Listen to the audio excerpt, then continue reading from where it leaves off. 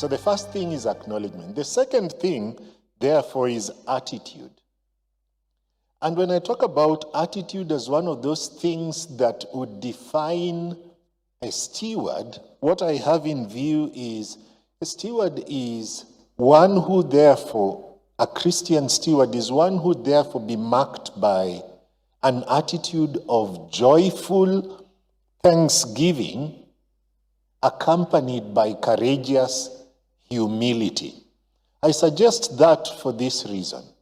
The steward is aware that what has been entrusted to him is not his by virtue of being a person who deserves it, but by virtue of being one who has been chosen, called, appointed, selected, enabled by God to have that thing.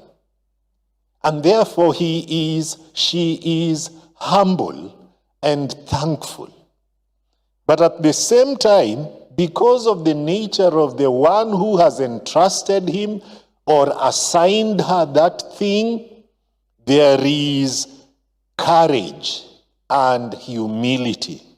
Courage in taking care of that thing, humility to ensure they take care of that thing that God has created and given to him, or that person whom God has redeemed and brought into his or her space at the particular place where the steward presently is. So there is also just an attitude of thanksgiving about the fact that God is the one who has placed me here.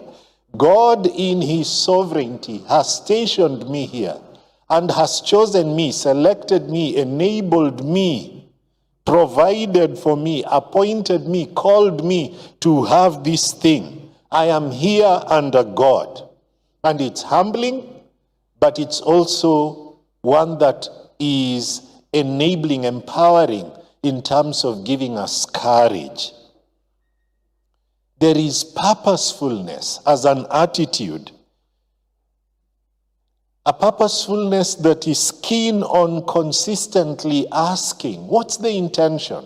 Why did I remain with all this money at the end of the month? Why do I still have this opportunity? There is a purposeful intention in realizing God has given me children. He didn't owe me children. He doesn't owe me to have a spouse. He doesn't owe me parents who are still alive.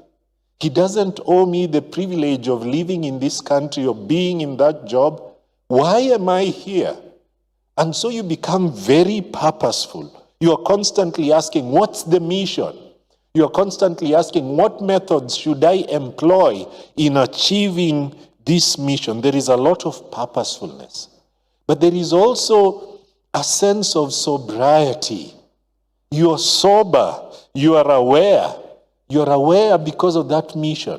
It sort of brings to mind Titus 1:7, which calls on overseers as those entrusted with a stewardship to be sober, to be dignified, to carry yourself not as one of the boys or one of the girls. No, you have a direction. So there is sobriety, there is awareness. There is also the awareness of there is a timeline within which this act of stewardship must be accomplished. My hourglass and your hourglass has a limited amount of sand.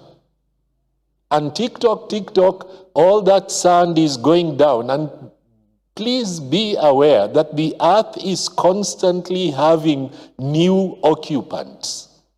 Every time, old occupants are exiting the scene and new occupants are coming in.